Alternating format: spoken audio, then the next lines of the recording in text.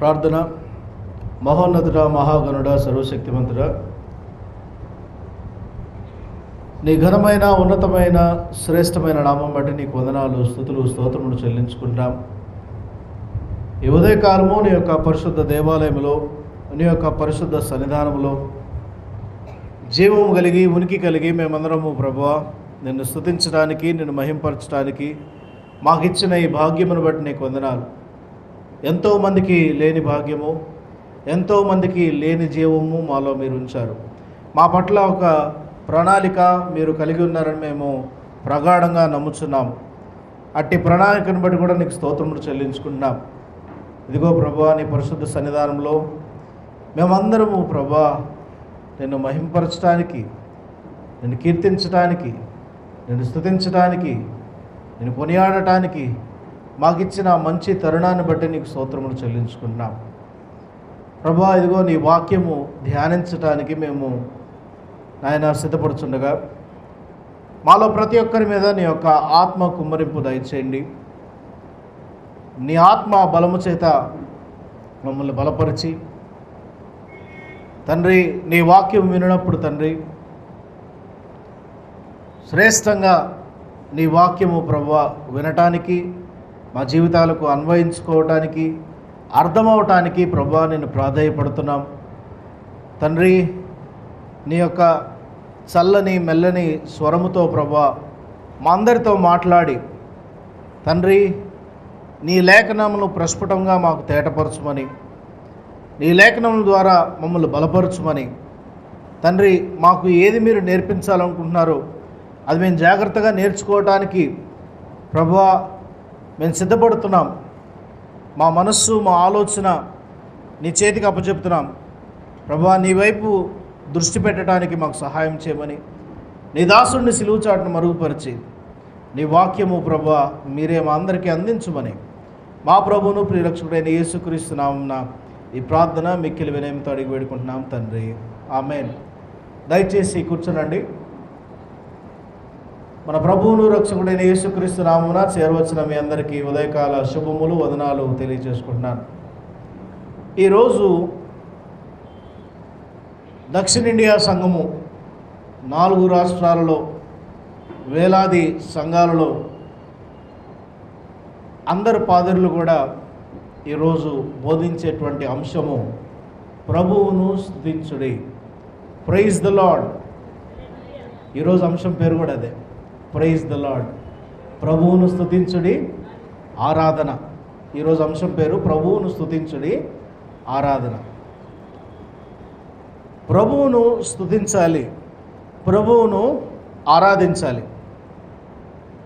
ఒక ఉదాహరణ చెప్పి నేను ఈరోజు ఈ ఆరాధనలో ఉన్న ఈ అంశాన్ని మీతో పంచుకుంటాను. మనకు భారతదేశము అనేక మతాలకు పుట్టినిల్లు. అనేక మతాలు మన చుట్టూ ఉన్నాయి. ఈ అనేక మతాల సంచారం ఉన్న ప్రాంతములో మధ్యలో మనం ఉన్నాం. అయితే కొన్ని ఆరాధన విధానాలు మనం చూసినప్పుడు ఒక్కొక్క మతానికి ఒక్కో రీతిగా ఆరాధనా విధానం ఉంటుంది. ఈ ఒక్కొక్క మతానికి ఒక్కో రీతిగా ఆరాధనా విధానము ఉన్నదానిలో మనం గమనించినప్పుడు క్రైస్తవులు ఒక రీతిగా ఆరాధిస్తూ ఉంటారు, హైందవ సహోదరులు ఒక రీతిగా ఆరాధిస్తూ ఉంటారు, ముస్లిం సహోదరులు ఒక రీతిగా ఆరాధిస్తూ ఉంటారు, సిక్కులు ఒక రీతిగా ఆరాధిస్తూ ఉంటారు. ఇలాగ అన్ని మతాల వారు వారి వారి యొక్క ఆరాధన శైలి వారికి ఉన్నది. కారణం ఏంటనుకుంటున్నారు? ఎందుకని ఒక్కొక్క మతానికి ఒక్కొక్క ఆరాధన ఉంది? ఆలోచించారు ఎప్పుడైనా? పూజించటం కదా, ఆరాధించటం, సాష్టాంగపడటం, నమస్కారం చేయటం, మోకరించటం, ఇవన్నీ కూడా ఆరాధనలో విధానాలు. ఆరాధన, స్తుతి, ఈ 2 మాటలు ఈరోజు నేను మీతో పంచుకుంటాను. స్తుతి గురించి చెప్పే ముందు ఇందాక అన్నాను కదా, రకరకాల మతాలలో రకరకాల రీతులలో ఆరాధనా విధానాలు ఉంటాయి కదా. ఈ ఆరాధనా విధానాలను మనం ప్రస్ఫుటంగా అర్థం చేసుకోవడానికి ప్రయత్నం చేసినప్పుడు దేవుడు ఎవరనేది తెలిసిన తర్వాత ఆ దేవుడు ఎవరనే దాన్ని బట్టి ఆరాధనా విధానం మారుతూ ఉంటుంది. దేవుడు ఎవరు అనేది తెలిసిన తర్వాత ఆ దేవుడు ఎవరు అనే దాని విధానం బట్టి ఆరాధన మారుతూ ఉంటుంది. ఈ మాట ఉదాహరణకు మాత్రమే చెప్తున్నాను. ఒక మతంలో ఒక దేవుడిని ఈ రీతిగా అంటారు, ఆపద సహాయంలో మేము మొక్కితే మాకు సహాయం చేసేవాడా. విన్నారా పేర్లు ఎప్పుడైనా? అదొక పేరు తీసుకుని దేవుడిని ఆరాధిస్తున్నారు. ఇప్పుడు క్రైస్తవులుగా మనము దేవుణ్ణి ఆరాధించడానికి దేవుడు ఎవరో మనకు తెలియాలి, అంతే కదా. ఆయన ఎవరో తెలిస్తేనే మనం ఆరాధించడం మొదలు పెడతాం. ఆ దేవుని యొక్క గుణలక్షణాలు మనకు అర్థం కావాలి. ఆ దేవుని యొక్క లక్షణం ఏంటో మనకు తెలియాలి. మనం ఆరాధించేటువంటి దేవుడు ఎవరు అంటే తండ్రి, కుమార, పరిశుద్ధాత్మ అయిన త్రియేక దేవుడు. తండ్రి అయిన దేవుడు సృష్టిని సృష్టించాడు. ఆ సృష్టిలో నువ్వు నేను ఉన్నాం. సృష్టిని సృష్టించిన తర్వాత మానవుడి కొరకు సృష్టి మొత్తాన్ని తీసుకొచ్చి బాధ్యతను అప్పచెప్పాడు. మానవునికి అనుగుణంగా మానవుడు బ్రతకటానికి, మనుగడ కొనసాగించడానికి, మానవుడి యొక్క జీవితము ఉన్నతంగా ఉండటానికి సృష్టిని మానవుడి పాదాల దగ్గర పెట్టాడు. అవునా కాదా? సృష్టి కర్త అయిన దేవుడు కాబట్టి ఆయన్ని ఆరాధిస్తాం. తర్వాత కుమారుడైన దేవుడు, ఆది ఎందే మానవుడు చేసిన పాపమును, ఈ పాపముకు వచ్చేటువంటి శాపమును, ఈ పాపమునకు వచ్చేటువంటి పనిష్మెంట్ని తీసుకోవటానికి భూమి మీద ఏ వ్యక్తి చాలలా. భూమి మీద ఎటువంటి బలి అర్పణ కూడా మానవుడి పాపం తుడిచివేయలేకపోయింది. ఒక ఎడ్డే కానీ, ఒక గొర్రె కానీ, ఒక పావురమే కానీ, దేని రక్తము కూడా మానవుడి యొక్క తప్పిదం నుండి దేవుణ్ణి దగ్గర చేయలేకపోయింది. దేవుని యొక్క సొంత కుమారుడే శిలువ మీద నీ పాపము, నా పాపము, మనందరి పాపము ఆయన భరించాడు కాబట్టి, శిలువ మీద ఆయన మరణించాడు కాబట్టి ఆ పాపము తుడిచివేయగలిగిన సమర్థుడు కుమారుడైన దేవుడు. ఆయన తిరిగి చనిపోయి పునరుద్ధరణుడై తండ్రి కుడి చేతి వైపున కూర్చున్నప్పుడు మళ్ళీ భూమి మీద నడవటానికి ఎవరూ లేరు. భూమి మీద ఈ విశ్వాసాన్ని గుర్తు చేయడానికి ఎవరు లేరు అని అనుకుంటున్నామా? కాదు. ఆయన ఆదరణకర్తను మనందరి దగ్గర ఉండటానికి ఆత్మరూపి అయిన దేవునిగా ఆయన్ని మన దగ్గర పెట్టాడు. ఈ ఆత్మ సంచారము మన దగ్గర ఉన్నంతకాలము ఈ ఆత్మ మనల్ని ఏం చేస్తుందంటే ఒప్పింపజేస్తుంది. ఏం ఒప్పింపజేస్తుంది? దేవుడు నీ కొరకు మరణించాడు, దేవుడు నీ కొరకు పునరుద్ధానుడయ్యాడు, దేవుడు శిలువ మీద నీ కొరకే బలియాగమయ్యాడు. కాబట్టి నీ పాపముల విషయంలోనూ నీవు ఒప్పిదము కలిగిన వాడే దేవుని సన్నిధానంలో మోకరించి విజ్ఞాపన చేయాలనేటువంటి విషయాన్ని ఈ ఆత్మదేవుడు మనకి జ్ఞాపకం చేస్తూ ఉంటాడు. తండ్రి, కుమార, పరిశుద్ధాత్మ దేవుని యొక్క నడిపింపు, ఈ దేవుణ్ణి మనము ఆరాధిస్తున్నాం, ఈ దేవుణ్ణి మనం అనుసరిస్తున్నాం. ఈ దేవుడే మనకు దేవుడు. ఇటువంటి దేవునికి ఏం చేయాలి? స్తుతి, ఆరాధన చేయాలి. ఈ దేవుణ్ణి మనం ఏమంటున్నాము? ప్రభువు అంటున్నాం. ఎందుకు ప్రభువు అంటున్నామంటే ఆయన రాజు. ఆయన రాజ్యములో మనం వారసులము, ఆయన రాజ్యములో మనం పాలిభాగస్తులము, ఆయన రాజ్యములో ఆయనతో సహా ఉండవలసిన వారము. కాబట్టి ఆయన ప్రభువుగా, ఆయన రాజుగా, ఆయన దేవుడుగా మనం అర్థం చేసుకుంటూ ఆయన్ని మనం ఆరాధిస్తున్నాం. అందుకనే ప్రభువును స్తుతించుడి అని అంటున్నాము. ఆరాధన అనే అంశము నేర్చుకుంటున్నాం. స్తుతి అనే మాట యాదాహ్ అనే పదం నుంచి తీసుకొనబడింది. ఈ యాదాహ్ అనే పదము పాత నిబంధన గ్రంథంలో చాలా చోట్ల కనపడతా ఉంటుంది.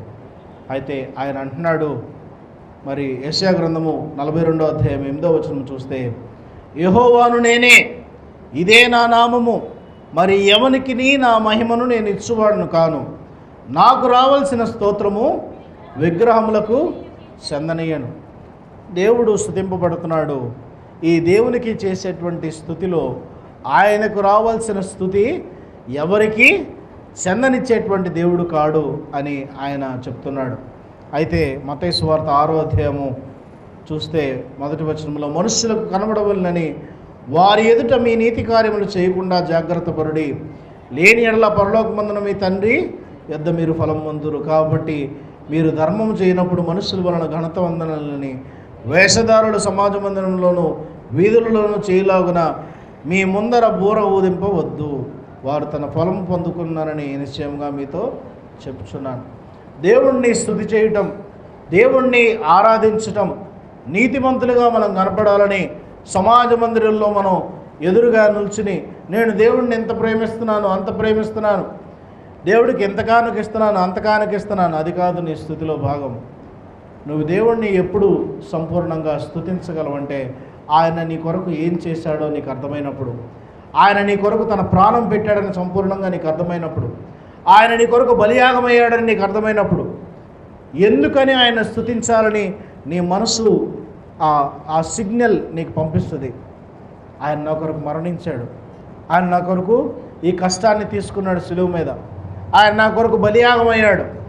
ఈ విషయము నీకు అర్థమైనప్పుడు ఆనందంతోనూ సంతోషముతోనూ ఉల్లాసముతోనూ దేవుని సన్నిధిలోకి వచ్చి దేవుడిని నీవు స్తుతిస్తావు.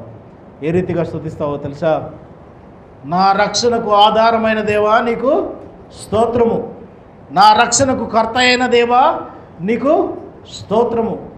ఇదిగో చాలామంది జీవితాలలో చాలా మేళ్ళు అద్భుతాలు జరుగుతూ ఉంటాయి. నా కుమారుని బ్రతికించావు, నా కుమారుని జీవితంలో మేలు చేశావు, నా కుమార్తె జీవితంలో మేలు చేశావు, వివాహం కలిగించావు, బిడ్డలనిచ్చావు. ఇటువంటి మేళ్ళన్నిటిని బట్టి నీకు స్తోత్రములు. దేవుడు మన జీవితంలో చేసిన ప్రతి మేలును ప్రతి అద్భుతమును మనం జ్ఞాపకం చేసుకున్నప్పుడు ఇంకా మనము దేవునికి స్తుతి చెల్లించబద్ధులమై ఉన్నాము. అన్నిటికంటే మరి ప్రాముఖ్యంగా ఒక వ్యక్తి గురించి మీకు చెప్పాలని నేను ఆశపడుతున్నాను.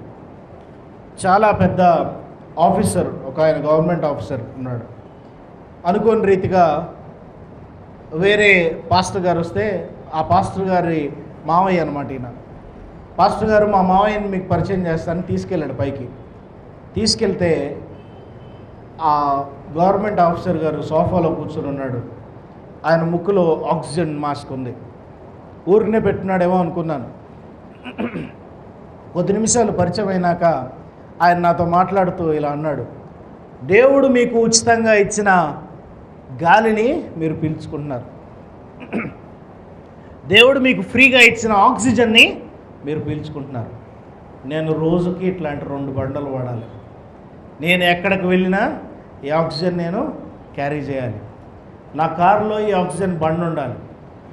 ఆయన R&B డిపార్ట్మెంట్లో, రోడ్స్ అండ్ బిల్డింగ్స్ డిపార్ట్మెంట్లో టాప్ మోస్ట్ ఆఫీసర్.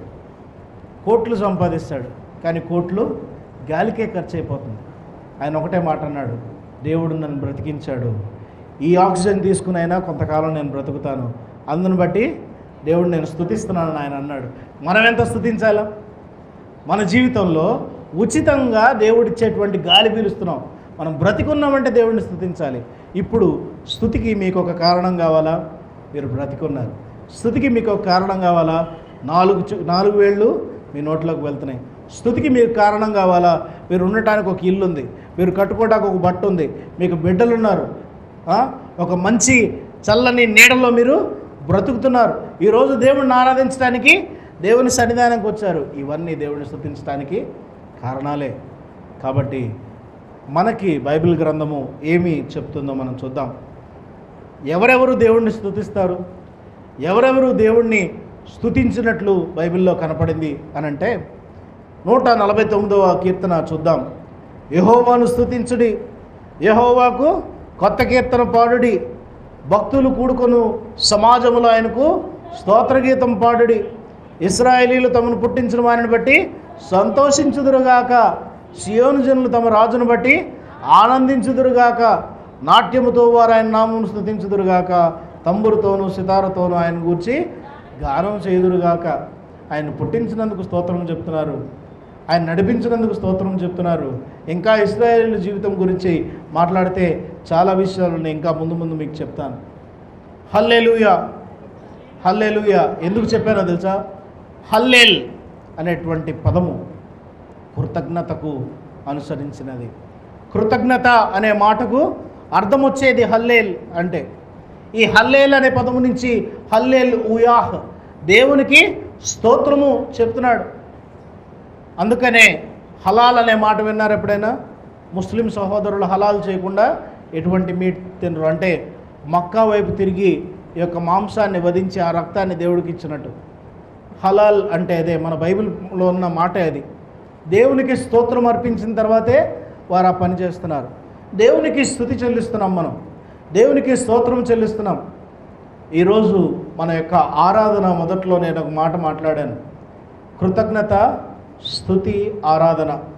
యూకరిస్తూ ఆరాధన అంటాం, ప్రభు వల్ల ఆరాధనే యూకరిస్తూ ఆరాధన అంటాం. ఆ యూకరిస్టియా అనేటువంటి మాట కూడా కృతజ్ఞత నుండి వచ్చినదే. ఏం చేస్తున్నాం ఈ ఆరాధనలో?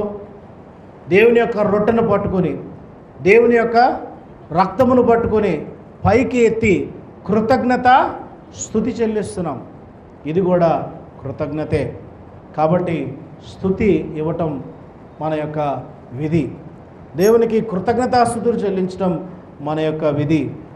ఎవరెవరు ఆయన్ని స్తుతిస్తున్నారు అని అంటే, ప్రకటన గ్రంథం 7వ అధ్యాయం 11వ వచనంలో చూస్తే, దేవదూతలు, కోటాను కోట్ల అనింద్యులు, పరిశుద్ధమైన వారందరూ దేవుడు పరిశుద్ధుడు పరిశుద్ధుడు పరిశుద్ధుడు అని నిత్యము గాన ప్రతిగానాల మధ్య దేవుణ్ణి స్తోత్రం చేస్తున్నారు.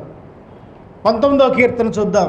ఈ 19వ కీర్తనలో ఎవరు స్తుతిస్తున్నారు అని అంటే, సర్వ సృష్టి ఆయనని స్తుతిస్తుంది. చూద్దాం. ఆకాశము దేవుని మహిమను వివరించున్నవి, అంతరిక్షము ఆయన చేతి పనిని ప్రచురపరుచున్నవి. కాబట్టి సర్వ సృష్టి దేవుణ్ణి స్తుతిస్తున్నది. 148వ కీర్తన మొత్తం చదివితే, ఆ కీర్తనలో ఉన్న భాగం అంతా చూస్తే, సృష్టిలో ఉన్న ప్రతి జంతువు, ప్రతి పక్షి, ప్రతి సృష్టము ఆయన్ని సృష్టించినట్లు, అది ఆయన్ని స్తుతించినట్లు మనము చూడవచ్చు. 96వ కీర్తన 11వ వచనం చూద్దాం. యెహోవా వేంచేయుచున్నాడు, ఆకాశము సంతోషించునుగాక, భూమి ఆనందించునుగాక, సముద్రమును దాని సంపూర్ణతయు ఘోషించునుగాక. దేవుడు వస్తున్నాడంట, భూమి సంతోషిస్తుంది, ఆకాశం సంతోషిస్తుంది, సముద్రము దాని సంపూర్ణత కూడా సంతోషిస్తున్నాయి, స్తుతిస్తున్నాయి.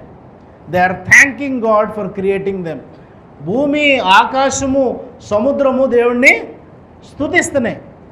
ప్రాణము కలిగి, చలనము కలిగి, జీవం కలిగిన నీవు నేను మాత్రం అలాగే ఉండిపోయాను. ఎప్పుడెప్పుడు దేవుణ్ణి స్తుతించాలి చూద్దాం. తర్వాత ఉన్న వచనాల్లో మనకు తెలుస్తుంది. 150వ కీర్తన చూద్దాం. 5వ వచనము. సకల ప్రాణులు యెహోవాను స్తుతించుదురుగాక, యెహోవాను స్తుతించండి అని చెప్తున్నాడు కీర్తనాకారుడు. ఇశ్రాయేలు వంశీయులారా యెహోవాను సన్నుతించుడి, అహరోను వంశీయులారా యెహోవాను సన్నుతించుడి, లేవీ వంశీయులారా యెహోవాను సన్నుతించుడి, యెహోవా యందు భయభక్తులు గలవారులారా యెహోవాను సన్నుతించుడి. 135వ కీర్తనలో ఉంది ఈ మాట అంతా. ఏమంటున్నాడు?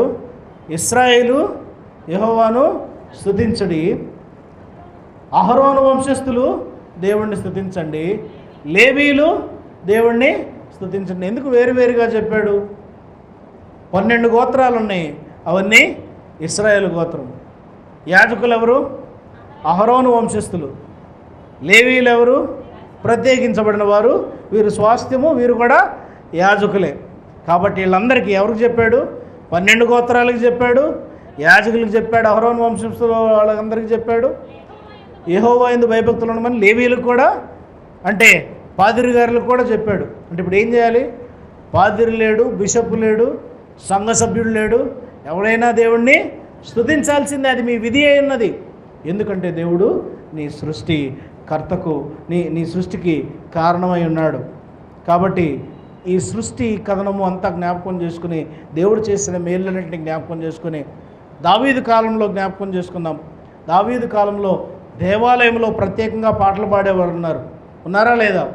కోరహ కుమారులు, వీళ్ళందరూ, ఆసాపు కుమారులు, వీరందరూ వెళ్ళి దేవుణ్ణి స్తోత్రము చేయటానికి ప్రత్యేకమైన బాణిలో దేవుడు వారిని ఎంచుకున్నాడు. వాళ్ళు కూడా దేవుణ్ణి స్తుతిస్తున్నారు. మిరియాం ఏం చేసింది? తమ్మురు తీసుకుని పాటలు పాడి నాట్యం చేసుకుంటా వెనకాల వర్షిప్ని లీడ్ చేస్తుంది. దావీదు ఏం చేశాడు? మహారాజు 2వ సమూయేలు 6వ అధ్యాయము 14వ వచనంలో దేవుని సన్నిధానంలో గొప్పగా నాట్యం చేస్తున్నాడు. ఆయన నాట్యం చేయటం చూసి వాళ్ళ ఆవిడ వెంటనే వదిలేసి వెళ్ళిపోయింది. ఎందుకు? నువ్వు రాజువి, you are a royal king. నువ్వు దాన్ని అంతటినీ విడిచిపెట్టి నీ ఒంటి మీద వస్త్రం ఉందో లేదో కూడా చూసుకోకుండా నాట్యం చేస్తున్నావు. కానీ దావీదు హృదయంలో ఉన్నదేంటి? ఆకాశ మహాకాశాలు పటజాలని దేవుడు నా జీవితంలో చేసిన ఈ మేలును బట్టి నేను దేవుణ్ణి స్తుతింపబద్ధుడై ఉన్నాడని తనను తాను మర్చిపోయి పరవశించి నాట్యం చేస్తున్నాడు. ఏ రీతిగా ఆరాధించాలి? ఆరాధనకు ఇలా అలా అని ఎక్కడ పొరపచ్చాలు లేవు. ఇలాగే చేయాలనేటువంటి ఒక టెక్స్ట్ బుక్ ఏమీ లేదు. ఇలాగే ఉండాలనే ఒక విధి విధానం లేదు. కూర్చుని ఆరాధించు, నుంచుని ఆరాధించు, పడుకుని ఆరాధించు. నీకు దేవుడు ఎప్పుడు గుర్తొస్తే అప్పుడు ఆరాధించు. విశ్రాంతి దినము, పరిశుద్ధ దినము అనుకోకుండా అన్ఫార్చునేట్లీ ఓన్లీ సండే వర్షిప్ అయిపోయింది. ఇశ్రాయేలీల జీవితంలో ప్రతిరోజు ఆరాధనే. ఇశ్రాయేలీల జీవితంలో దేవుడు చేసిన మేలును బట్టి ప్రతిరోజు ఆరాధనే. వాళ్ళు ఎప్పుడెప్పుడు దేవుడి సన్నిధానంలోకి వెళ్ళి వారి యొక్క బలులు అర్పించారు? బలులు అర్పిస్తూనే ఉన్నారు. కుమారుడు పుట్టిన 8వ రోజు అర్పించారు.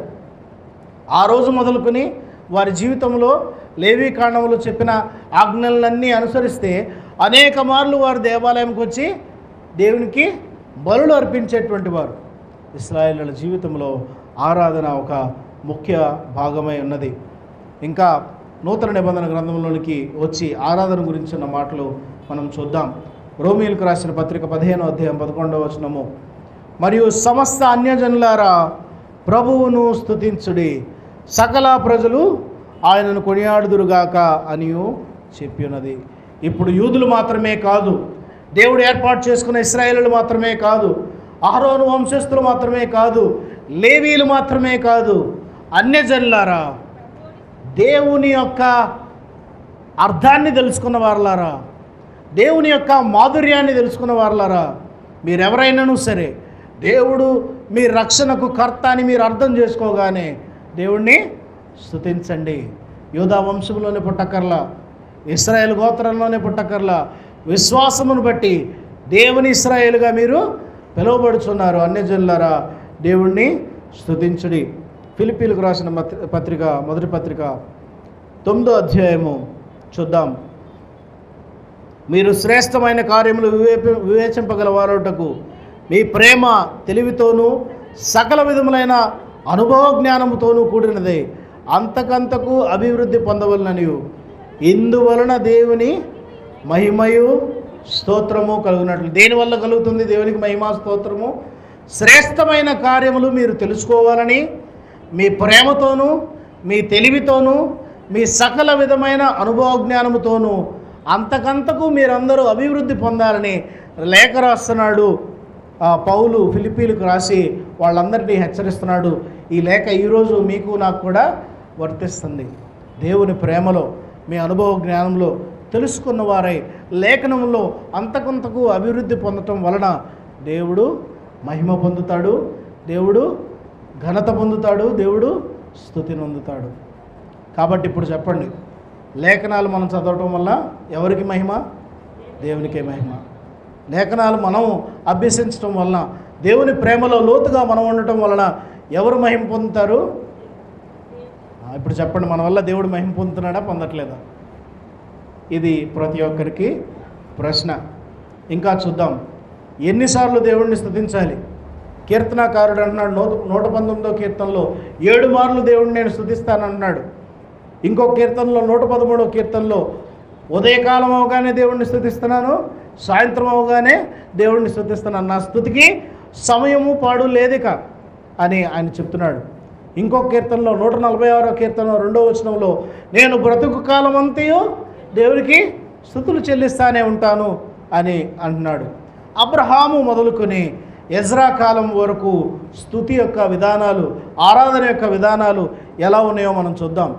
అబ్రహాము దేశదిమ్మరి, అంటే అర్థమవుతుందిగా మీకు? ఒక ప్రాంతంలో నివసించేటువంటి వ్యక్తి కాదు, నోమాడిక్ పర్సన్. ఒక ప్రాంతం నుంచి ఒక ప్రాంతం వరకు ఆయన కదులుతూ కదులుతూ దేవుడు ఆయనకి ఇచ్చేటువంటి స్వాస్థ్యం దగ్గరికి వెళ్ళేదాకా ఆయన కదులుతానే సంచార జీవిగానే ఉన్నాడు. ఊరు అనే ప్రాంతం దగ్గర నుంచి బయలుదేరాడు, ఇంకో ప్రాంతానికి వచ్చాడు, ఇంకో ప్రాంతం నుంచి కనాను ప్రాంతానికి చేరుకోవటం ఆయన యొక్క గమ్యం. అంటే ఒక పర్మనెంట్ హౌస్ ఆయనకి లేదు, ఒక నిత్య నివాసం ఆయనకి లేదు. ఆయన నిత్య నివాసం దేవుని దగ్గరే. ఈ అబ్రహాము ప్రయాణం చేసేటువంటి అంత కాలంలో ఎక్కడెక్కడైతే దేవుడు ఆయనతో మాట్లాడాడు, ఆయన ఏం చేశాడు? ఎక్కడెక్కడ దేవుడు ఆయనతో మాట్లాడాడు అక్కడ దేవునికి ఒక బలిపీఠం కట్టాడు. ఇదే దేవుడు ఉండేటువంటి స్థలము, ఇదే దేవుడు నాతో మాట్లాడిన స్థలము. ఒక రాయి పెట్టుకున్నాడు, ఇదే దేవుడు నాతో మాట్లాడిన స్థలం అని బలిపీఠం కట్టుకున్నాడు. ఆ తర్వాత ఎజ్రా కాలం వరకు ఆరాధనల్లో విధానాలు మారిపోయినాయి. మోషే కాలంలో ఏం జరిగింది? దేవుడు ఎక్కడున్నాడు? ప్రత్యక్ష గుడారంలో ఉన్నాడు. ప్రత్యక్ష గుడారం అని ఉందా? ప్రత్యక్ష ఇల్లు అని ఉందా? గుడారమే. గుడారం అంటే ఏంటి? ఈరోజు ఎక్కడుంటే రేపు ఇంకో చోట ఉంటుంది. Mobile house, mobile tabernacle of God. దేవుని యొక్క గుడారము ఒక్కొక్క రోజు ఒక్కొక్క చోట. అంటే దేవుడు నడిపించినంత కాలము వారు ఏ ప్రాంతానికి వెళ్తారో మళ్ళీ ఆ ప్రాంతంలో ఆ గుడారాన్ని వాళ్ళు అక్కడ ఉంచుకున్నారు. మోషే కాలంలో గుడారములలో దేవుడు నివసించాడు. దావీదు కాలంలో ఆయన దేవాలయం కట్టాలని అనుకున్నాడు, కానీ సొలొమోను తన కుమారుడి ద్వారా అది కట్టబడింది. దేవాలయం ఏర్పాటు చేయబడింది. అందంగా బంగారంతో అలంకరించబడింది. రకరకాల చేతి పనులతో అది అలంకరించబడింది. అది అలంకరించినప్పుడు, అది తయారు చేసినప్పుడు కూడా ఆయన అంటున్నాడు, దేవుడు హస్తకృత ఆలయంలో నివసిస్తాడా? ఆకాశము మహాకాశము పట్టజాలని దేవుడు వచ్చి ఆలయంలో ఉంటాడా? ఉండడు. మన సంతోషం కోసమే కట్టుకున్నాం అని అన్నాడు. తర్వాత మరి 580 కాలంలో అస్సిరీలు వచ్చారు, వాళ్ళు నాశనం చేశారు, కొల్లగొట్టారు, వెళ్ళిపోయారు. మళ్ళీ నెహెమ్యా వచ్చాడు, కట్టించాడు. ఆ తర్వాత మళ్ళీ రోమీయులు వచ్చారు, దాన్ని పడేశారు. 70 శతాబ్దంలో మొత్తం అసలు దేవాలయం అనేదే లేకుండా నిర్మూలమైపోయింది. కానీ ఈరోజు కూడా ఆరాధన ఆగిందా? ఇశ్రాయేలీలు దేవుడిని ఆరాధించడం ఆపారా? పస్కా పండుగ జరుగుతుందా? పర్ణశాలల పండుగ జరుగుతుందా? శృంగధ్వనుల పండుగ జరుగుతుందా? ఈ పండుగలన్నీ వారు సమూహంగా ఆచరిస్తున్నారు. దేవుడు వారికి ఒక మాట చెప్పాడు. ఐగుప్తులో నుంచి బయటికి తీసుకొచ్చినప్పుడు వారికి చెప్పిన మాట ఏమిటంటే, మీరు, మీ బిడ్డలు, మీ కుటుంబం అంతా కలిసి నడుము కట్టుకుని ఒక గొర్రె పొట్టేలను తీసుకుని, చిన్న మేకను తీసుకుని దాన్ని వధించి ఆచరించండి, త్వరపడి తినండి. ఏంటిది? కుటుంబ ఆరాధన. తర్వాత ఏం చేస్తున్నారు? వాళ్ళందరూ కలిసి గుడారాలు కట్టుకుంటున్నారు. ఎవరు ఉంటారా గుడారాల్లో? ఒక కుటుంబమే ఉంటుందా? కుటుంబాలుగా ఆరాధించడం మొదలుపెట్టారు. చివరిలో చూద్దాం, యెరూషలేమంతా ఒకసారి పస్కాకు ఒక్కసారైనా ఇశ్రాయేలు అందరూ ఏ ప్రాంతంలో ఉన్నా యెరూషలేములోకి వచ్చి ఆచరిస్తారు. అంటే ఇప్పుడు ఏంటిది? కుటుంబ పండుగ అయిపోయింది, కమ్యూనిటీ ఫెస్టివల్ అయిపోయింది. ఇప్పుడు ఇది నేషనల్ ఫెస్టివల్. ఇశ్రాయేలు దేశమంతా ఒక్కసారి దేవుణ్ణి ఆరాధించే విధానం. నేను చెప్తుంది మీకు అర్థమవుతుందండి? 8వ రోజు బిడ్డకు సున్నత చేసిన దగ్గర నుంచి వీరి ఆరాధన మొదలయ్యి కుటుంబ పండుగలుగా, కమ్యూనిటీ ఫెస్టివల్గా, ఇప్పుడు దేశ పండుగ కూడా వారు కలిసి సమూహంగా ఆచరించే విధానంలో వారు ఉన్నారు. వీటన్నిటిలో కల్లా ప్రాముఖ్యమైన పండుగ మీకు చదివి నేను వినిపిస్తాను. బైబిల్లో ఉన్న వారందరూ తీయండి. సంఖ్యాకాండము 18వ అధ్యాయము 24వ వచనము నేను చదువుతాను, వినండి. అయితే ఇశ్రాయేలీలు యెహోవాకు ప్రతిష్టార్పణముగా అర్పించు దశమ భాగములను నేను లేవీయులకు స్వాస్థ్యముగా ఇచ్చి తిని, అందుచేతను వారు ఇశ్రాయేలీల మధ్యను స్వాస్థ్యము సంపాదించకూడదని వారితో చెప్పి తిని, మరియు యెహోవా మోషేకు ఇలాగు సెలవిచ్చెను, నీవు లేవీయులతో ఇట్లనుము, నేను ఇశ్రాయేలీయుల చేత మీకు స్వాస్థ్యముగా ఇప్పించిన దశమ భాగమును మీరు వారి యొద్ద పుచ్చుకొనినప్పుడు మీరు దానిలో, అనగా ఆ దశమ భాగమును యెహోవాకు ప్రతిష్టార్పణంగా చెల్లింపవలను. మీకు వచ్చు ప్రతిష్టార్పణము కల్లపు పంట వలను, ద్రాక్షల తొట్టి ఫలము వలను ఎంచవలను. అట్లు మీరు ఇశ్రాయేలీయుల యొద్దకు పుచ్చుకొని మీ దశమ భాగములన్నిటిలో నుండి మీరు ప్రతిష్టార్పణము యెహోవాకు చెల్లింపవలను. దానిలో నుండి మీరు యెహోవాకు ప్రతిష్ఠించు అర్పణము యాజకుడైన అహరోనుకు ఇయ్యవలెను. ఇక్కడ మీకు అర్థమైతే, లేవీయులు ఉన్నారు, 12 గోత్రములు ఉన్నారు. ఈ 12 గోత్రాలకి మోషేని పిలిపించి, నాయకులందరినీ పిలిపించి ఏం చేశాడంటే, యెహోవా సెలవిచ్చిన మాట విధానంగా, కనానులో ఇంత ప్రాంతం ఉంది, కొన్ని వందల ఎకరాలు ఉన్నాయి కనాను భూభాగంలో. ఇదిగో మొదటి గోత్రం వారికి ఇది ఇవ్వండి, రెండవ గోత్రం వారికి ఇది ఇవ్వండి. అలా 12 గోత్రాల వారందరికీ పంచిపెట్టారు. మిగిలిపోయిన వాళ్ళు ఎవరయ్యా అంటే లేవీయులు. ఎందుకు తెలుసా? లేవీలకు ఓ మాట ఇస్తున్నాడు ఇక్కడ, ఆ ప్రజలలో నుంచి దశమ భాగం తీసుకొచ్చి మీరు యాజకులకి ఇవ్వండి. ఆ ప్రజల్లో నుంచి మీ దశమ భాగంతోనే యాజకుడు బతుకుతాడు, మీ దశమ భాగంతోనే లేవీలు బతుకుతారు. కాబట్టి మీరు ప్రతిష్ఠితార్పణము చేసుకున్న విషయంలో ఎక్కడెక్కడ చేసుకోవాలి? మీ ద్రాక్ష తోటల్లోనూ, మీ పంటలలోనూ, మీకు వచ్చే భాగములంతటిలో కూడా దశమ భాగం తీసుకుని దేవునికి సమర్పించండి. అయితే వచ్చే ఆదివారం బెసిలికాలో, ఆల్ సెయింట్స్ సంఘంలో, దాదాపు సిఎస్ఐ చర్చెస్ అన్నిటిలో కూడా దశమ భాగములు ప్రక్కన పెడితే ప్రతిష్టాపన పండుగ, కృతజ్ఞత కానుకల పండుగ అంటే హార్వెస్ట్ ఫెస్టివల్ జరుగుతుంది. మనం కూడా చేసుకుంటాం నెక్స్ట్ వీక్. వచ్చే సంవత్సరం ఇంకా ఘనంగా చేసుకుందాం. ఇది ఆచార సాంప్రదాయం కాదు, కానీ దేవుని యొక్క వాక్యము ఆ రోజు కేవలము అర్పణల గురించి ఉంటుంది. మీకు ముందే ఈ విధంగా ఆరాధనలో మీకు చెప్తున్నాను. అయితే అక్కడ ఏం చేస్తున్నారంటే దశమ భాగం తీసుకొచ్చి ఇస్తున్నారు. సిఎస్ఐలో, పెద్ద పెద్ద సంఘాలలో, బ్యాప్టిస్ట్ సంఘాలలో, లూథరన్ సంఘాలలో ఈ దశమ భాగములు లేదా కృతజ్ఞత కానుక పండుగ పెట్టుకున్నప్పుడు వాళ్ళు ఏం చేస్తారో తెలుసా? గుడంతా చక్కగా కూరగాయలన్నీ కట్టుకొని వాళ్ళ పంటల్లో నుంచి తెచ్చినవి దేవుని సన్నిధానంలో ఆల్టర్ ముందు పెట్టి, మళ్ళీ ఎవరు తీసుకోరు, మళ్ళీ అక్కడే వాళ్ళే పాట పాడుకుని ఎవరు ఎక్కువ పాట పాడారో ఆ పాటలో ఈ వస్తువులన్నీ వాళ్ళకి తిరిగి వెళ్తాయి.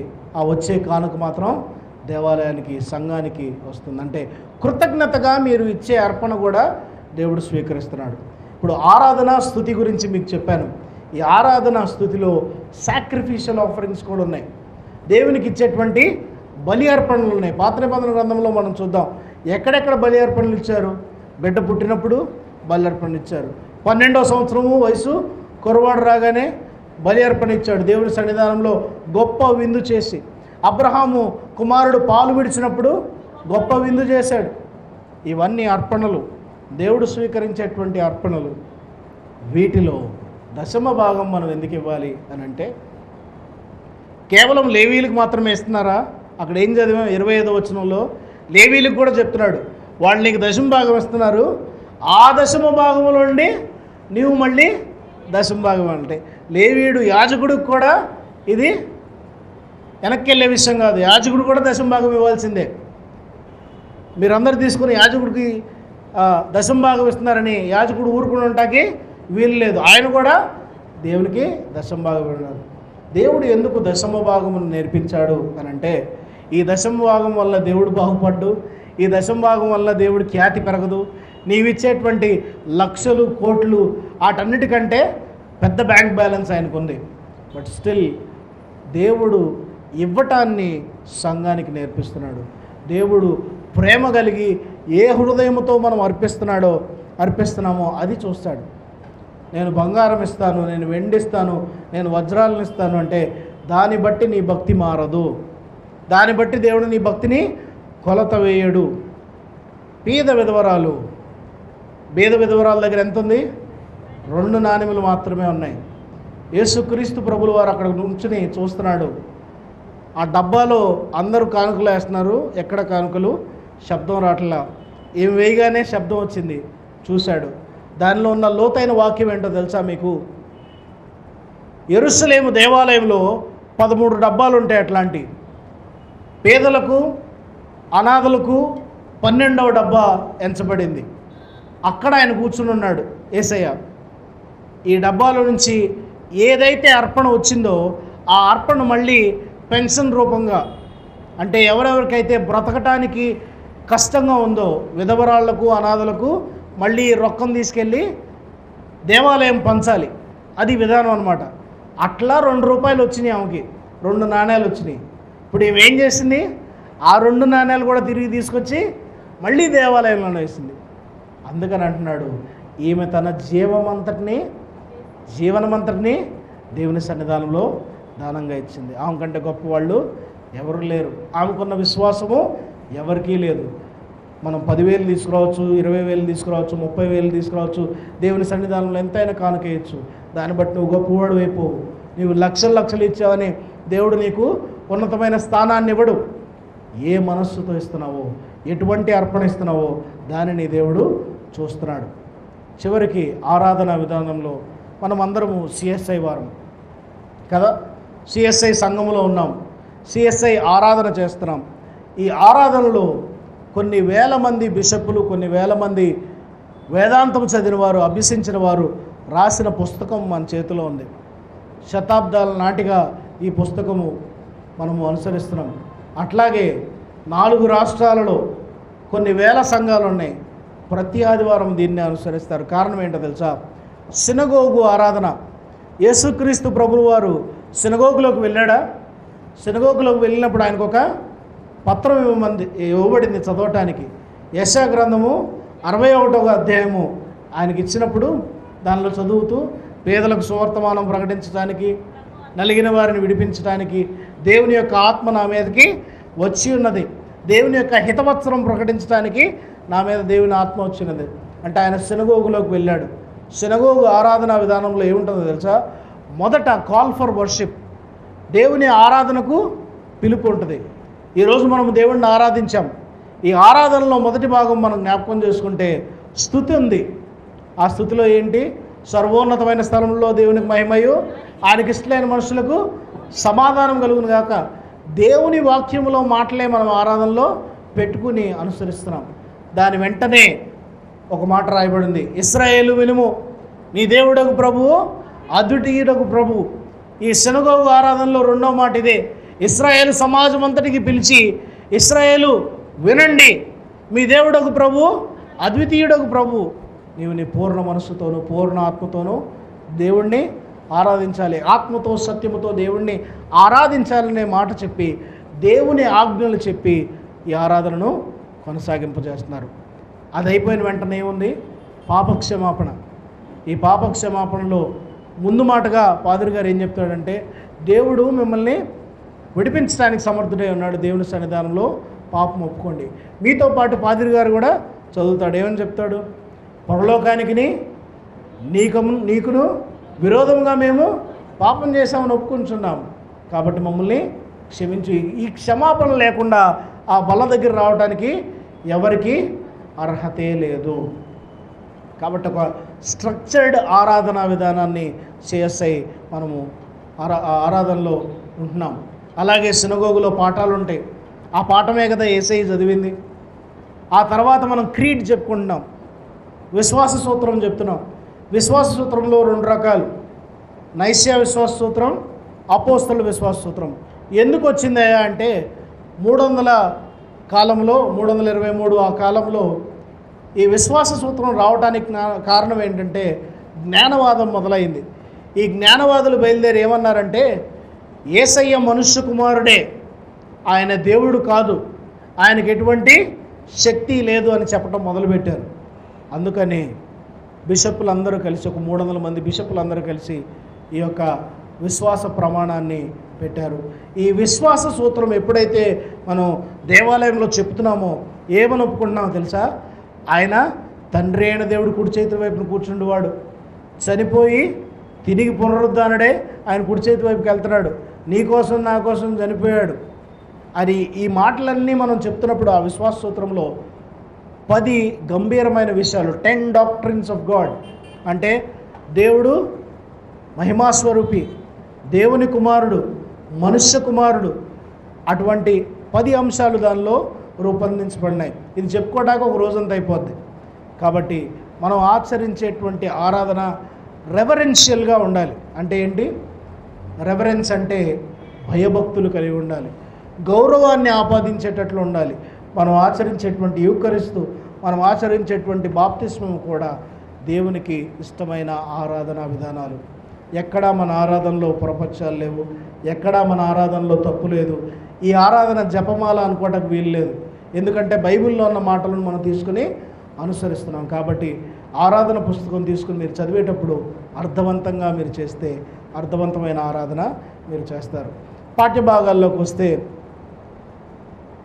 నిర్గమాకాండము 9వ అధ్యాయంలో మోషే అహరోనుల విషయము ఇక్కడ మనం చూస్తే, దేవుడు తన యొక్క బాహుబలాన్ని, తన యొక్క ఘనతని చాటుకోవటానికి ఫరోను పిలిపించి ఫరో దగ్గరికి మోసే వెళ్ళి, నా ప్రజలను నువ్వు పోనేవ్వకపోతే ఇదిగో నీ పశువులలో సమస్తము నాశనమైపోతాయి అని చెప్పినప్పుడు ఫరో వారిని పోనీయకుండా కఠినపరుచుకునే హృదయ కాఠిన్యంతో ఇంకా వారిని పెట్టుకున్నాడు. ఇక్కడ జరుగుతున్న విషయం ఏంటంటే, ఎప్పుడైతే ఫరో హృదయ కాఠిన్యంతో తన ప్రజల్ని విడిచిపెట్టకుండా దేవుడిని ఆరాధించడానికి కూడా విడిచిపెట్టలా, ఆ సమయంలో ఏం జరిగిందనంటే ఆ పశువులన్నింటినీ వారు కోల్పోయారు. ఐగుప్తు పశువులన్నీ నాశనం అయిపోయినాయి. ఇశ్రాయేల్లో ఒక్క పశువు కూడా ఏమీ కాల. ఇక్కడ అర్థం చేసుకోవాల్సింది ఏంటంటే, ఫరో యొక్క హృదయ కాఠిన్యము ఫరో ప్రజలకు శాపంగా మారింది. పశువులు అంటే కేవలం వారు పెంచుకునేవి మాత్రమే కాదు, వాళ్ళకి ఆ రోజు అదే జీవనాధారం, వాళ్ళకి భోజనము, వాటికి పాలు, ఆ పాల దగ్గర నుంచి వీరు ఆహారం తయారు చేసుకునేవాళ్ళు. ఆ పశు సంపద వారి జీవితంలో చాలా ముఖ్యమైన భాగంగా ఉంది. ఇప్పుడు ఈ పశువులన్నీ చచ్చిపోతే ఐగుప్తీలు ఏం చేస్తారు? ఎక్కడికి వెళ్తారు? ఫరో యొక్క కోపాన్ని బట్టి, ఫరో యొక్క హృదయ కాఠిన్యాన్ని బట్టి దిక్కులేని పరిస్థితుల్లో వారు మారిపోయారు. ఈ దిక్కులేని తనాన్ని బట్టి, ఫరో చేసిన కష్టాన్ని బట్టి ప్రజలు శపించబడ్డారు. ఇక్కడ మనం అర్థం చేసుకోవాల్సింది, ఫరో దేవుని యొక్క సన్నిధానాన్ని, దేవుని యొక్క సార్వభౌమత్యాన్ని మర్చిపోయాడు. దేవుడు అందరినీ అంతటినీ రక్షించగలిగిన సమర్థుడని తెలుసు కూడా. అంతకుముందే దేవుడు గొప్ప గొప్ప కార్యాలు చేశాడు. ఆయన ఏం చేశాడు? నీటిని ఎర్రగా రక్తవర్ణంలోనికి మార్చినప్పుడు ఫరో దాన్ని చూడలేదా? ఆకాశంలో కప్పలు వచ్చినప్పుడు, పేరు వచ్చినప్పుడు, మిడతలు వచ్చినప్పుడు, ఆహారాన్ని నష్టపరిచినప్పుడు దేవుని యొక్క గొప్పతనం ఫరోకు తెలియలేదా? తెలుసు, కానీ హృదయము కాఠిన్యపరుచుకున్నాడు. దేవుని ఆలయానికి వస్తాం, దేవునికి స్తోత్రమంగానే చేతులు ఎత్తుతాం, హల్లెలూయాలు చెప్తాం, హృదయ కాఠిన్యం మాత్రం పోగొట్టుకోం. మనలో ప్రతి ఒక్కళ్ళలో కూడా ఒక ఫరో ఉన్నాడు. ఈ ఫరో హృదయం ఎలాంటి హృదయం అంటే, దేవుని యొక్క గొప్పతనాన్ని అర్థం చేసుకోలేని హృదయం, దేవుని యొక్క సార్వభౌమ అధికారాన్ని యాక్సెప్ట్ చేయలేని హృదయం. మన జీవితంలో దేవుడు ఏదైనా చేయగలిగిన సమర్థుడని మనకు తెలుసు. అంతకుముందు మన జీవితంలో కార్యములు జరగలేదా? జరిగినాయి. నువ్వు పుట్టడమే ఒక గొప్ప కార్యం, నువ్వు చలనం కలిగిన ఉండటమే ఒక గొప్ప కార్యం. ఇంకా బాగా చెప్పాలంటే 2 కోవిడ్లు దాటొచ్చాం. ఎంత గొప్ప! దేవుడు చనిపోయిన వాళ్ళు మనకంటే పాపులనా, అల్పులనా, నీచులనా? మనకంటే ధనవంతులు కూడా చాలామంది చనిపోయారు. బట్ స్టిల్ దేవుడు మన మీద ఒక ప్రణాళిక కలిగి మనం బ్రతికించాడు. ఫరోలాగా హృదయ కాఠిన్యం కలిగి ఉండకూడదు. దేవుని యొక్క గొప్పతనాన్ని అర్థం చేసుకోవాలి. ఫరో వేడుకొనలా మోసేని. ఫరో అడగలా, ఈ తెగుల్ని తీసేయమని అడగలేదు. హృదయాన్ని కఠినపరుచుకున్నాడు. మనకేదైనా కష్టము, నష్టము, ఇబ్బంది వచ్చినప్పుడు ఎందుకు దేవుడు నా జీవితంలో ఇది చేస్తున్నాడు అని నువ్వు అనుకునే కంటే, ఒక్క నిమిషం కళ్ళు మూసుకుని, నీ చిత్తమైతే ఇది నా జీవితంలో తీసేయని ఎప్పుడైనా ప్రార్థన చేసావా? నీ చిత్తమైతే ఇది నా దగ్గర నుంచి తొలగించని ప్రార్థన చేసావా? ఇంకా స్టిల్ అది నీ జీవితంలో ఉందంటే దేవుడు నీకు ఏదో నేర్పిస్తున్నాడని నువ్వు తెలుసుకోవాలి. ఫరో లాంటి హృదయ కాఠిన్యం మనం పెట్టుకోకూడదు. కాబట్టి ఇదిగో మిమ్మల్ని బట్టి మీ కుటుంబం శపించబడకుండా నిమిత్తము ఫరో లాంటి హృదయ కాఠిన్యం తీసివేసుకోవాలని దేవుని వాక్యము మనకి ఇక్కడ సెలవిస్తూ ఉంది. ప్రకటన గ్రంథము 5వ అధ్యాయము చూస్తే, ఈ ప్రకటన గ్రంథము 5వ అధ్యాయంలో దేవుడు ఇక్కడ ఆరాధించబడుతున్నాడు. దేవుని వాక్యం ఇక్కడ ఘనంగా చెప్పబడుతుంది. ఆ వాక్యము చదవటానికి కానీ, ఆ వాక్యము అర్థం చేసుకోవడానికి కానీ భూమి మీద ఉన్నవారెవరూ దానిని అర్థం చేసుకోలేకపోయారు అని 5వ అధ్యాయంలో రాయబడింది. కానీ గొర్రెపిల్ల సింహాసనం మీద కూర్చుని, ఆ సింహాసనం మీద కూర్చున్న గొర్రెపిల్లను 7వ వచనంలో చూస్తే, ఆ కుడి చేతిలో నుండి ఆ గ్రంథం తీసుకున్నాను. ఆయన దాన్ని తీసుకొనినప్పుడు ఆ 4 జీవులను, వీణలను, ధూపద్రవ్యములతో నిండిన సువర్ణం పట్టుకుని ఆ 24 పెద్దలు ఆ గొర్రెపిల్ల ఎదుట సాగిలపడిరి. సాగిలపడటం అంటే ఏంటో తెలుసా? వినయముతో సాష్టాంగ నమస్కారం. సాష్టాంగ నమస్కారం అంటే ఏంటి? సా అష్ట అంగ నమస్కారం. 8 అంగాలు కూడా దేవునికి తిన్నగా అయ్యా నీకు వందనాలు అని చెప్పేటువంటి పరిస్థితిలో ఎవరెవరు? ఆ 4 జీవులు, 24 పెద్దలు. అంటే భూమి మీద ఉన్నతంగా ఎవరెవరైతే ఎంచబడ్డారో ఈ ఎంచబడిన వాళ్ళందరూ కూడా నమస్కారం చేస్తున్నారు. ఎవరికి? సింహాసనం మీద ఉండే గొర్రెపిల్లకి. ఎందుకు తెలుసా? ఎందుకంటే విజయోత్సాహంతో ఆయన అక్కడికి వచ్చి ఉన్నాడు. మానవులందరి కోసం సిలువ మీద మరణించి ఆ మరణించిన బలి అర్పణ దేవుడు అంగీకరించాడు. కాబట్టి ఆ అంగీకరించబడిన గొర్రెపిల్ల దానికి సాదృశ్యముగా సింహాసనం మీద ఆసీనుడై ఉన్నప్పుడు ఆ గొర్రెపిల్లను వీరందరూ నమస్కరిస్తున్నారు, ఆ గొర్రెపిల్లను స్తుతి చెల్లిస్తున్నారు, ఆ గొర్రెపిల్లకు వీరందరూ సాష్టాంగ నమస్కారం చేస్తున్నారు. దేవుని యొక్క సన్నిధిని, సాన్నిధ్యాన్ని తెలుసుకోవాలి. ఆయన రాగానే వాళ్ళందరూ నమస్కారం చేశారు. దేవుని ఆలయంలోకి వచ్చి దేవుని యొక్క సన్నిధి ఇక్కడ ఉన్నది, దేవుని యొక్క ప్రత్యక్షత ఇక్కడ ఉన్నది, దేవుని సంచారం ఇక్కడ ఉందని తెలుసుకుని కూడా మనం ఇష్టం వచ్చినట్టు గుడిలో ఉంటామా ఉండమా? ఫోన్లు చూసుకునే వాళ్ళు ఉంటారు, నిద్రపోయే వాళ్ళు ఉంటారు, పక్కన ఉండి పట్టించుకునే వాళ్ళు ఉంటారు. ఇది కాక ఇంకో కొత్త రకం ఉంటుంది. ఒక కథ మీతో చెప్పాలని నేను ఆశపడుతున్నాను. ఒక వ్యక్తి అంట దేవాలయానికి వచ్చాడంట. దేవాలయానికి వచ్చి పాదిరి గారి దగ్గర చెప్తున్నాడు, పాదిరి గారు వచ్చే ఆదివారం నుంచి నేను దేవాలయానికి రానండి. అదేంటయ్యా ఏం జరిగింది అని. గుడి నిండా పాపులే ఉన్నారు. ఇదిగో మీ సిఎస్ఐ ఆరాధన అసలు బాగాలేదు, వేరు ఆరాధనలన్నీ చాలా బాగున్నాయి. అక్కడ చూడండి నాట్యం ఉంది, అక్కడ చూడండి మ్యూజిక్ ఉంది, మీదే ఏమీ లేదు, అందుకే నేను వెళ్ళిపోతున్నానంటే ఆయన అన్నాడంట, లేదులే ఇంకో కారణం ఏమన్నా చెప్పాను. ఇదిగో పలానా వ్యక్తి ఫోన్ చూసుకుంటున్నాడు, పలానా నిద్రపోతుంది, వాళ్ళిద్దరేమో మాట్లాడుకుంటున్నారు, తాగుబోతులు గుళ్ళోకి వస్తున్నారు, చాలా విషయాలు చెప్పారంట. పాదిరి గారు ఆయనకి ఎక్స్ప్లెనేషన్ ఇవ్వాలని చెప్పి అన్నాడంట, సరే మానేద్దరు కానీ మీరు మానేయాలంటే ఒక కార్యం చేయాలి, ఒక గ్లాసు నిండా నీళ్లు పోసి మీకు ఇస్తా, చుక్క ఒలక్కుండా 2 రౌండ్లు వేయాలి గుళ్ళో, చుక్క ఒలక్కుండా 2 రౌండ్లు వేయండి, అలా చేసినట్లయితే మీరు వెళ్ళిపోదురు కానీ అన్నాడండి. ఈయన చుక్క ఒలక్కుండా గ్లాస్ పట్టుకుని గుళ్ళో 2 రౌండ్లు వేసి పాదిరి గారి దగ్గరికి వచ్చి, చూసావా చుక్క ఒలకలేదు అన్నాడంట. ఈ 2 రౌండ్లు వేసినప్పుడు వెనకాల ఏం మ్యూజిక్ వచ్చిందో తెలుసా మీకు అన్నాడు. తెలియలేదు పాదిరి గారు. అదిగో ఈ మధ్యలో ఒక ఆయన హల్లెలూయా అని అరిచాడు, అది వినపడిందా అన్నాడు. తెలియలేదు పాస్టర్ గారు. ఆయన ఎవరితో సెల్ ఫోన్ మోగింది మీకు తెలిసిందా అన్నాడు. తెలియలేదు. నీవు చేసే పని మీద నీకు కంప్లీట్గా కాన్షియస్గా నీవు ఉంటే, కాన్సన్ట్రేషన్ కలిగి ఉంటే నీకేం తెలియలా, పక్కన ఏ మ్యూజిక్ ప్లే చేస్తున్నావో నీకు తెలియదు, ఆవిడేమరిచాడో ఆడు నిద్రపోతున్నాడు ఏమో నీకు తెలియదు. నువ్వు చేయాల్సిందల్లా దేవాలయం వచ్చినప్పుడు నీవు దేవుడిని ఎందుకు ఆరాధించాలో, ఎందుకు వచ్చావో అది మాత్రమే నీ పని. కంప్లైంట్ బాక్స్ లాగా ఆడట చేస్తున్నాడు, ఈడట చేస్తున్నాడు, ఇది గుళ్ళో ఇలా చేయొద్దు, అది గుళ్ళో అలా పాదిరి గారు చూసుకుంటారు, మీరు వరి అవ్వద్దు. మీరు ఆరాధనకి మీ మనస్సును కేంద్రీకృతం చేసుకుని రండి. పక్కన వాడి గురించి మీకు అనవసరం. ఒకవేళ అంతగా పక్కనోడు కూడా రక్షించబడాలని మీ మనస్సులో ఉంటే అతని గురించి ప్రార్థన చేయండి తప్ప అందుని బట్టి ఆరాధన మానవద్దు, అది కంప్లైంట్గా మీరు ఉంచుకోవద్దు. ఇది ఆ పాదిరి గారు ఆయనకి చెప్పాడు. నిజమే కదా. మన ఆరాధనకు వచ్చి ఒకవేళ యెరూషలేము దేవాలయంలోనే ఆరాధనకి మనం వెళ్ళాలనుకోండి, వెళ్ళి ప్రధాన యాజకుడికి మన సమస్యలు చెప్తామా? ఆరాధించుకుంటాం, వచ్చేస్తాం. మన పని ఏంటి?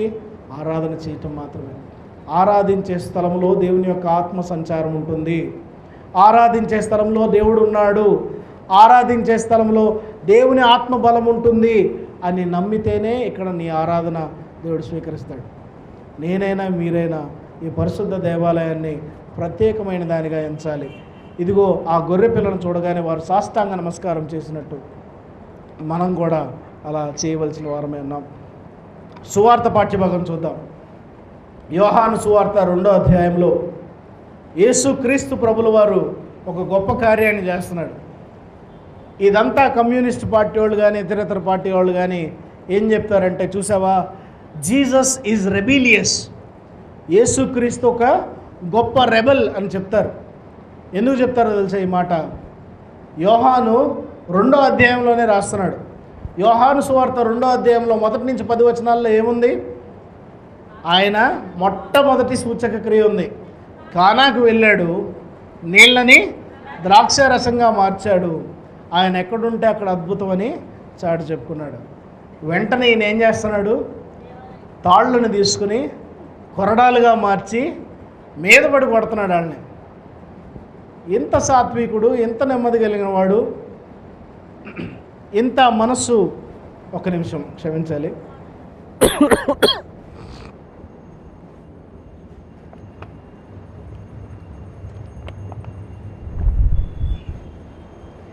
ఇంత నెమ్మదిగా ఉండేటువంటి ఈ వ్యక్తి కోపము తెచ్చుకుని దేవాలయం విషయంలో కోప్పడటానికి ఉన్న కారణాలు నేను మీకు చెప్తాను. ఈ కారణంలో మొట్టమొదటి కారణం ఏమిటంటే, అక్కడ రూకలు మార్చేవాళ్ళు ఈయనకు కనపడ్డారు కదా. ఆ మాట రాసిందా?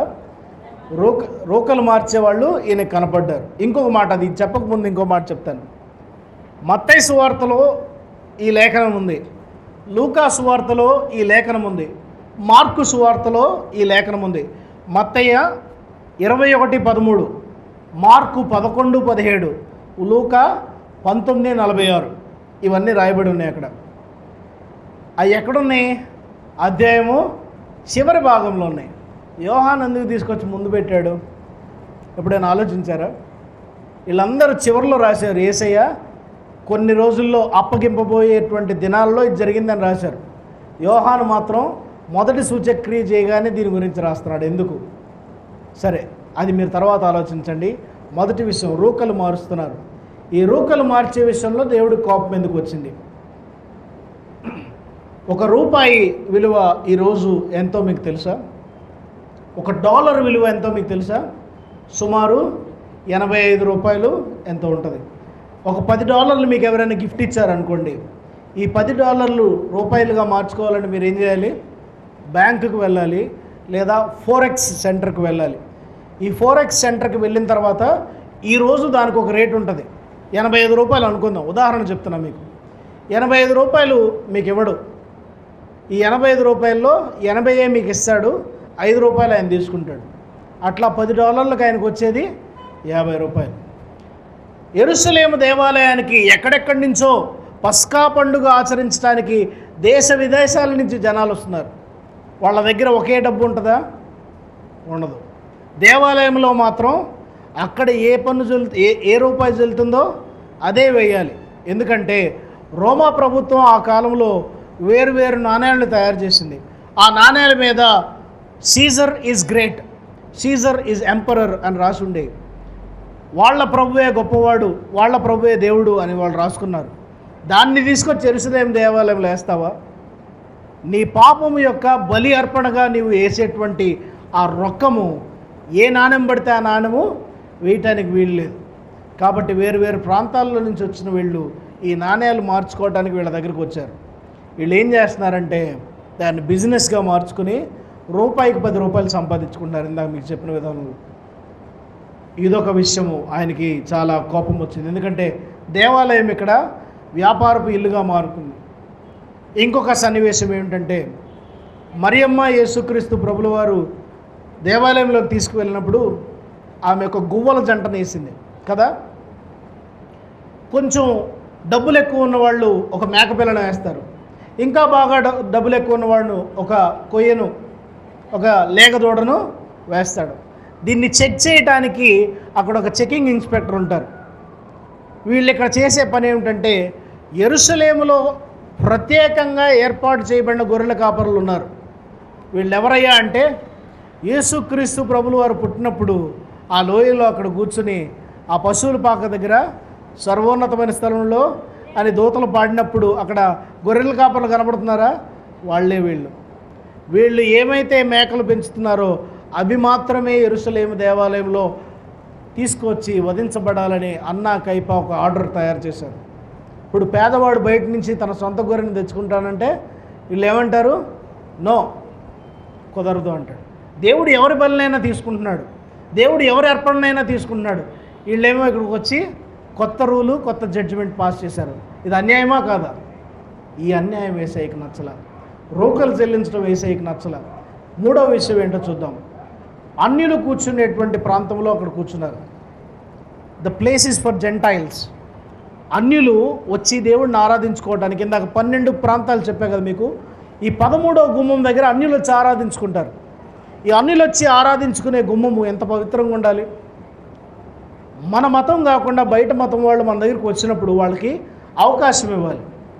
అవకాశం ఇవ్వకుండా వాళ్ళు కూర్చునే ప్రాంతంలో ఈ గోల, ఈ అల్లరి, ఈ డబ్బులు మార్చే, ఈ రోకలు మార్చే అంటే వాళ్ళకి ఎటువంటి ఆస్కారం లేకుండా చేస్తున్నారు. నూతనంగా దేవుణ్ణి తెలుసుకునేవాడికి దేవుణ్ణి తెలుసుకోవడానికి వీలు లేకుండా చేస్తున్నారు. వీళ్ళు ఆ ప్రాంతాన్ని వీళ్ళు కబ్జా చేశారు. ఈ 3 విషయాలు యేసయ్యకి చాలా చాలా కోపం వచ్చినాయి. ఈ వాక్యం చదివేటప్పుడు చిటుకుల ఊరినే మనం అక్కడ చదివి మళ్ళీ పక్కకు వచ్చేస్తాం, కానీ ఇంత లోతైన అర్థం ఉంది. చూద్దాం. మత్తయి సువార్త 21:13 నా మందిరము ప్రార్థనా మందిరం అనబడును అని రాయబడి ఉంది. దాన్ని మీరు దొంగల గుహగా చేశారు. 11వ అధ్యాయము 17 మార్కు సువార్త, ఆయన బోధించుచు నా మందిరము సమస్తమైన అన్యజనులకు, ఏమనుంది? సమస్తమైన అన్యజనులకు. ఇక్కడ అర్థం చేసుకోవచ్చు ఆ మాట ఎందుకు రాశాడు. సమస్తమైన అన్యజనులకు ప్రార్థనా మందిరము అని రాయబడలేదా? దాన్ని మీరు దొంగల గుహగా మార్చేశారు. ఇక్కడ మనకు అర్థమవుతుంది ఎందుకు ఆ మాట రాశాడు, అన్యుల ప్రార్థనా మందిరం అని. చివరిలో లూకా 19:46 అయితే మీరు దానిని దొంగల గుహగా చేస్తారని వారితో చెప్పి వెళ్ళగొట్ట ఆరంభించారు. దేవుని దేవాలయమును ఎవరు తక్కువగా చూడటానికి వీలు లేదు. ఎందుకనంటే యేసుక్రీస్తు ప్రభు అంతటి వాడికే కోపం వచ్చింది. దేవుని దేవాలయమును ఎవరు ఆషామాషిగా తీసుకోవడానికి వీలు లేదు. దేవుని దేవాలయమును వ్యాపారపు ఇల్లుగా మార్చడానికి వీలు లేదు. ప్రతి వారు దేవుని సన్నిధానంకి వచ్చినప్పుడు వీలైతే భయపడండి, వీలైతే గడగడ వణకండి, వీలైతే నేర్చుకోండి తప్ప దేవుని దేవాలయమును ఇష్టం వచ్చినట్లుగా మీరు చూడటానికి వీలు లేదు. దేవుని దేవాలయమును టేక్ ఇట్ ఫర్ గ్రాంటెడ్గా మేము నచ్చినట్లు ఇక్కడ ఉంటాం, మేము చెప్పిందే జరగాలి, మా మాటే వేదం అనే విధంగా మీరు ఉండొద్దండి. దయచేసి కుటుంబాల మీద శాపాలు తెచ్చుకోవద్దు. దేవుని మాట మనకి ఇక్కడ సెలవిచ్చినది ఏమిటంటే, దేవుని యొక్క మందిరంలో దేవుని యొక్క సంచారం ఉంటుంది. దేవుని యొక్క మందిరంలో దేవుని యొక్క సన్నిధి ఉంటుంది. దేవుని యొక్క మందిరంలో దేవుని యొక్క ప్రత్యక్షత ఉంటుంది. అది తెలుసుకుని మోకరించి సాష్టాంగపడి ఆయన ఆరాధించే వారంగా మనం ఉండాలి. మన కుటుంబాలలో, మన గృహాలలో ఎక్కడెక్కడైతే దేవుని నామం మనం తీసుకుంటున్నామో దానిని పరిశుద్ధంగా ఆచరించాలి. అది మీ గృహమైనా, మీ వివాహ వ్యవస్థ అయినా, మీ బిడ్డల విషయంలో అయినా, దేవాలయం అయినా, దేవుని సంచారము మీరు ఎక్కడైతే ఆహ్వానించుకున్నారో, మీ శరీరంలోకి మీరు ఆహ్వానించుకుంటే, మీ హృదయంలోకి మీరు ఆహ్వానించుకుంటే, మీ హృదయమే దేవుని ఆలయమై ఉన్నది. ఆ ఆలయాన్ని పాడు చేస్తారా? ఆలయంలో పిచ్చి పిచ్చి అంశాలన్నీ తీసుకొచ్చి ఉంచుతారా? ఆ ఆలయంలో వ్యభిచార అంశాలు ఉంచుతారా? ఆ ఆలయంలో మత్తు పదార్థానికి సంబంధించిన అంశాలు ఉంచుతారా? ఆ ఆలయంలో దేవుని యొక్క త్రాగుబోతుతనానికి సంబంధించిన అంశాలు ఉంచుతారా? ఆ ఆలయంలో దేవుని గురించి ఉంచాల్సింది పోయి ఈర్ష్య, అసూయ, ద్వేషాలతో మీరు ఉంటారా? ఇది దేవునికి చాలా అయిష్టమైన సంగతి అవుతుంది. దయచేసి ఒక్క నిమిషము దేవుని ఆలయము పరిశుద్ధమైనదని జ్ఞాపకం చేసుకుని, ఒకవేళ దేవుని ఆలయాన్ని చెడగొడితే ఆయన ఏమంటున్నాడు? ఖచ్చితంగా మిమ్మల్ని చెడగొడతానని ఆయన అంటున్నాడు. ఆయన మాట సెలవిస్తూ ఉన్నది. కాబట్టి 3 పాఠాలలో మనం అర్థం చేసుకున్నది, ఈ విషయాలన్నింటిలో మనం అర్థం చేసుకున్నది ఏమిటంటే, దేవుని యొక్క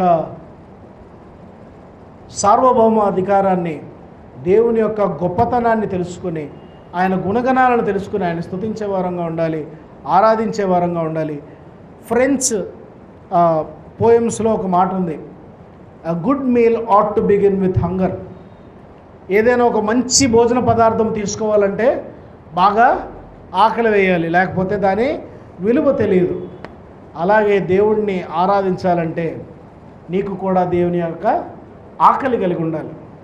దేవుని యొక్క ఆకలి కలిగి దేవుని సన్నిధికి రండి. దేవుని యొక్క ఆకలి కలిగి ఆయన వాక్యం వినటానికి దేవుని సన్నిధికి రండి. దేవుని యొక్క ఆకలి కలిగి ఆయన ఆరాధించడానికి దేవుని సన్నిధికి రండి.